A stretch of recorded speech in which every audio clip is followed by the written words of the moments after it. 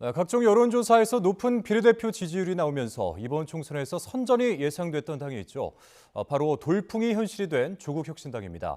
조국혁신당 비례대표 후보 4번을 받아 당선된 신장식 대변인 모시고 소감과 또 선거 결과 전반에 대한 이야기 나눠보겠습니다. 어서 오시죠. 네, 안녕하세요. 네, 우선 당선인님 축하드립니다. 네, 감사합니다. 네, 소감 말씀해 주시죠. 이번 선거에서 국민들이 보여주신 그 마음속에 커다란 이정표는 윤석열 정권의 지난 2년간의 무능하고 무도한 국정 운영을 심판하라라고 하는 것이었고, 그 뜻을 저희 조국혁신당이 가장 열심히 앞장서서 대변을 했다라고 말씀을 드릴 수 있을 것 같습니다. 앞으로는 어떻게 또 보다 선명하고 빠르게 이러한 뜻을, 국민들의 뜻을 대변할 수 있을지 조금 더 고민하고 조금 더 겸손하게, 하지만 보다 더 탄탄하게 국민들의 뜻을 실천해 나가도록 하겠습니다. 네. 어제 그 출구조사 결과가 나왔을 때 카메라를 통해서 당 상황실이 이렇게 비춰졌는데 네. 결과가 나오니까 이제 많은 분들이 뭐 환호성도 지르고 박수도 치는 모습 볼 수 있었거든요. 네. 당시 이 결과 딱 나왔을 때 기분은 어떠셨습니까? 저는 뭐 개인적으로 굉장히 담담했어요. 그리고 보다 깊은 책임감을 느꼈습니다. 말하자면 선거는 봄꽃처럼 피었다가 지는 하나의 이벤트일 수 있지만 앞으로 남은 4년은 이 선거 때 보여준 우리 국민들의 뜻을 어떻게 의정활동을 통해서 실현할 수 있을 거냐라고 하는 책임감 때문에 좀 저는 환호는 잠깐이고 굉장히 담담하고 책임감을 더 무겁게 느끼는 시간이었습니다. 예, 이 책임감을 무겁게 느끼셨다. 조국혁신당이 이제 최종적으로 12석을 확보하게 됐습니다. 그러면서 이제 원내 제3당으로 단숨에 올라서게 됐는데 그 애초에 이제 10석을 목표로 한다 이렇게 공식적으로 밝히기도 하셨잖아요. 네. 이번 이 총선 성적표 어떻게 지금 생각하고 계시는지 한 말씀. 우선 10석 플러스 알파를 달라라고 국민들께 호소를 했고요. 네. 그 플러스 알파를 2석으로 플러스를 주셨습니다. 12척의 배를 주신 거라서 이 12척의 배를 이끌고 12척의 배와 함께 그 배에 담긴 이 국민들의 뜻을 가지고 이게 당당하게 나아가겠다 이런 결심을 했고요. 실은 저희들이 조금 아쉽게 느끼는 거는 두 가지가 있는데요. 하나는 비례대표 46석 중에서 3분의 2인 31석을 김건희 여사 특검법에 찬성하는 정당들이 차지했으면 좋겠다라는 것이 저희들의 목표였습니다. 그 부분이 이루어지지 않았다라는 점에 조금 아쉬움이 있고요.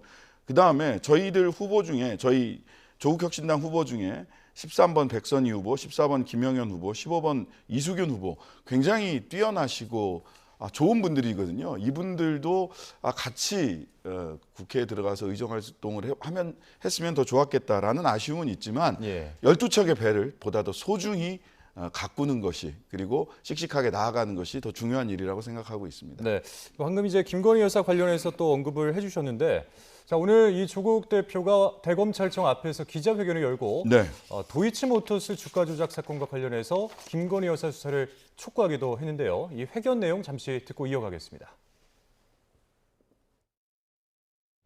검찰의 서늘한 칼날은 왜 윤 대통령 일가 앞에서는 멈춰서는지 묻고 있습니다. 검찰은 즉각 김건희 여사를 소환해 조사해야 합니다. 이번 총선을 통해 확인된 민심입니다. 국민의 명령입니다. 조국혁신당은 검찰이 국민의 명령을 따르지 않을 경우 22대 국회 개원 즉시 대통령 부인 김건희 여사 종합특검법을 민주당과 협의해 신속하게 추진할 것입니다. 네, 이 조국혁신당 조국 대표의 기자회견 내용 듣고 오셨는데 이 마지막 부분을 보면 조국혁신당은 검찰이 국민의 명령을 따르지 않을 경우라면서 이제 단서같이 보이는 그런 부분이 있어요. 그렇다면 이제 반대로 말하게 된다면 뭐 검찰 수사가 조금 진전을 보이게 된다면 기존의 이제 추진 의사가 좀 바뀌게 되는 건가요? 어떻게 되는 건가요? 원래 특검이라고 하는 것은 보충적 성격을 가지고 있다라고 법률상으로는 얘기를 하거든요. 말하자면 수사기관의 기존의 수사기관, 즉 경찰이나 검찰이 충분히 수사를 한다면, 또 공수처가 충분히 수사를 한다면 굳이 특검을 만들 필요가 없는 거죠.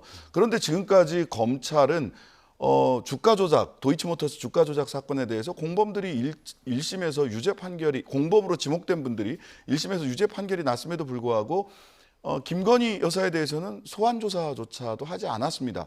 마냥 늘어뜨리고 있거든요, 수사를. 뭐 대선이 끝나면 하겠다, 대선에 영향을 주지 않도록 대선이 끝나면 하겠다라고 검찰이 얘기했는데 대선이 끝난 지 2년이 지났음에도 불구하고 어떠한 수사도 하고 있지 않습니다. 마지막 경고입니다. 대검 수사하세요.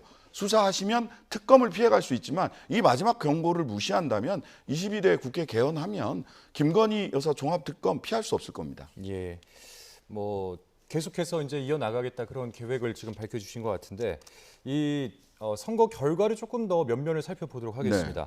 비례대표 득표율이 25%에 거의 육박을 하고 있습니다. 그러니까 유권자들이 이 조국혁신당을 지지한 배경 어떤 게 가장 큰 영향을 미쳤다고 생각하십니까? 지난 2년 지긋지긋했고 3년 너무 길다라고 하는 유권자들의 마음이 조국혁신당에 대한 지지로 이어졌다라고 생각을 합니다.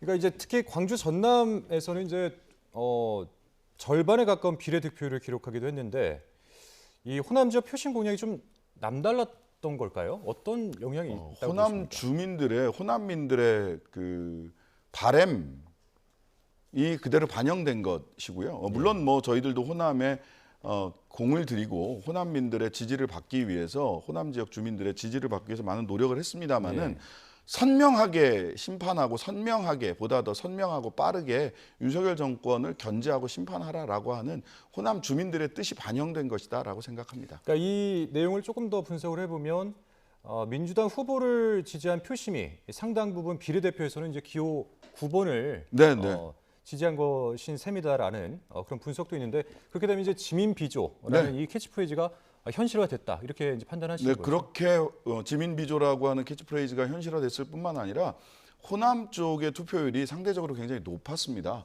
근데 지난 지방선거에서의 호남에서의 투표율, 즉 호남에서는 지역구 후보를 선택하기 위해서 특정 지역구 후보를 당선시키기 위해서 투표장에 가는 것은 사실은 효율성 면에서는 떨어지는 일일 수 있거든요. 당선자가 대략 당선자를 대략 예측할 수 있기 때문에 그럼에도 불구하고 투표율이 이렇게 높았던 것은 조국혁신당이 전체 파일을 키웠기 때문에 조국혁신당에게 더 많은 지지를 주시기 위해서 굳이 지역구 투표장까지 나오신 이런 뜻이 있었다라고 저희들은 깊이 새기고 있습니다. 그러니까 눈여겨볼 지역이 또 있는데 이제 부산 지역입니다. 뭐 선거 운동 기간에 부산 지역에 여러모로 이제 공을 들이는 모습 저희가 볼 수 있었는데 실제로 이제 보수의 텃밭이라고 할 수 있는 이 부산 지역에서 민주연합보다 더 높은 지지율을 받으셨거든요. 이렇게 되면서 앞으로의 두 당의 어떤 그 관계에 대해서 어떻게 풀어나갈 것이냐 이런 분석이 좀 나오고 있어요. 우선 부산, 울산, 경남에서의 지지율이 높은 것은 아마 언제 3당 합당, YS의 3당 합당 이후에는 이게 보수 우위의 구도가 유지되고 있지만 이전에는 사실은 부산, 울산, 경남은 전부 다 야도라고 흔히 이야기를 했잖아요. 즉 84년 총선에서 YS와 DJ가 만들었던 신민당의 돌풍이 부울경에서 일부 불었던 것이다라고 저는 생각을 하고요. 잃었던 야성을 회복하는 과정에 있다라고 생각을 하고요. 몇 차례 저희들은 한 번도 바뀐 적이 없습니다. 조국혁신당은 하객진의 망치선, 선두에서 싸우는 전투선, 쇄빙선이고요. 민주당은 하객진의 본진입니다. 그리고 조국혁신당의 조국 대표는 망치선의 함장, 선장이고요. 이재명 대표는 본진의 총사령관입니다. 이 관계를 저희들이 단 한 번도 달리 말씀드린 적이 없고요. 지금도 마찬가지입니다. 네, 앞으로 이제 이재명 대표와 조국 대표의 차기 대권 경쟁이 벌어질 수 있다. 이런 관측도 있는데 여기에 대해서는 어떻게 생각을 하십니까? 뭐 여러 가지 관측과 해석이 있는데요. 조국 대표님의 말씀으로 대신 해야 될 것 같습니다. 조국 대표님이 외신 기자의 그런 질문에 I'm not ready라고 답변을 하셨어요. 나는 아직 준비되지 않고 대통령 후보로서 정치적 경험과 자질이 부족하다라고 말씀을 하셨기 때문에 그 말씀이 지금 현재 조국혁신당의 공식적인 입장이자 조국 대표의 입장입니다. 알겠습니다. 자, 이제 제3당으로서 국회에 입성을 하게 되셨는데 이후에 가장 먼저 추진하고 싶으신 법안이 좀 있으실 것 같아요. 뭐 소개해 주시죠. 공약한 바대로 한동훈 특검 발의할 거고요. 1호 공약이기 때문에 발의를 할 것이고 그다음에 김건희 여사에 대한 수사가 제대로 되지 않으면 당연히 그것도 특검으로 종합특검으로 갈 수밖에 없습니다. 근데 특검만 하냐? 그건 아닙니다. 저희들이 제7공화국 사회권 선진국이라고 하는 말씀을 드렸기 때문에 특히 최근에 40대, 50대 이중돌봄 세대 부모님도 모셔야 되고 아직 예. 자녀들은 자녀들은 경제적으로 독립하지 않은 그래서 우리나라의 중추이고 세금을 가장 많이 내지만 사회복지의 사각지대에 놓여 있는 사회복지 사각지대에 있는 이중돌봄 세대에 대한 공약 이런 것들을 이미 제출을 했고요. 이런 공약을 뒷받침할 수 있는 법과 제도 마련하도록 하겠습니다. 예. 이 말씀에 좀 거침이 없으신 거 보니까 앞으로 또 어떤 의정 활동도 기대가 되고 있는데 네. 사회권이라는 개념을 제시하면서 어떤 개헌에 대한 의지도 피력을 하셨잖아요. 네네. 근데 이제 이 개헌의 전제 조건이라고 할 수 있는 200석에는 좀 미치지 못했습니다. 네. 야권 기준. 네. 이 부분은 이제 어떻게 진행을 해 나가실지, 혹은 이제 사실- 진짜 포기가 되는 것인지. 예, 아닙니다. 이게 개헌이라고 하는 것은 실은 국회 합의가 있어야 되는 것이고 3분의 2가 그냥 넘었다고 해서 무작정 추진할 수 있는 것은 아닙니다. 왜냐하면 그렇게 개헌을 추진했을 때 국민 투표를 거쳐야 되는데 또 한 번에 굉장히 커다란 갈등이 있을 수 있거든요. 예. 사회권 선진국 그리고 제7공화국을 만들어내기 위한 사회권을 보다 구체적인 권리로 만들어내기 위한 개헌안 같은 경우는 이미 저희들이 차근차근 만들어가고 있고 광범위한 국회의 동의 그리고 국민적 지지를 통해서 추진해 나가겠다. 국민들이 결정할 몫이다라고 생각을 합니다. 네, 오늘 말씀 여기까지 듣겠습니다. 다시 한번 축하드리면서요. 네, 오늘 말씀 고맙습니다. 네, 감사합니다.